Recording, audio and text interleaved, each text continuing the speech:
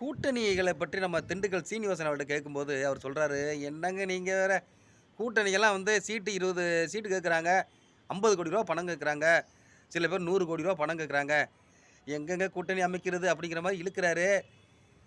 கூட்டணிக்கு இவ்வளவு விஷயங்கள் நடக்குதுங்கிறத இப்ப தான் வெளிப்படையா எல்லாரும் பேச வர்றாங்க. இதுக்கு முன்னாடி திரைமறைவுல நடந்த விஷயங்கள் பூரா இன்னைக்கு தான் அம்பலமாகுது. ஓட்டுக்கு பணம் குடுக்குறேன், ஓட்டுக்கு பணம் குடுக்குறேன்னு சொல்றீல, கட்சிக்காரங்களே இன்னைக்கு பணம் வாங்குறாங்களே! அப்படிங்கிற விஷயம் பொது வெளியில இப்பதாங்க வருது. திண்டுக்கல் சீனிவாசன்லாம் ரொம்ப நல்ல மனுஷங்க. அப்பப்ப நெறைய விஷயங்கள உண்மைய சொல்லுவாரு. ரொம்ப சந்தோஷமா இருக்கு. மேலும் சொல்றாரு, "கூட்டணிய நான் பார்த்துக்கிறேங்க" அப்படின்னு எடப்பாடியே சொல்லிட்டாருங்க அப்படின்னு அதையும் சொல்றாரு. உண்மையிலேயே இவர்கள் மாரி ஆள்கள் இருக்கனால தான், நம்ம அரசியல்வாதியோட மதிப்பீடே நமக்கு தெரிய வருது.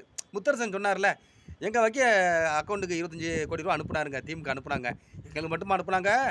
கூட்டணி கட்சி எல்லாருக்கும் தான் ரூ. 25,00,00,000 அனுப்புனாங்க." அப்படின்னு உண்மைய சொன்னாரு பாத்தீங்களா? உண்மையிலேயே பரவாயில்லங்க. நம்ம அரசியல்வாதிகள்லாம் எப்படி பொது சேவை செய்றாங்க பாத்தீங்களா?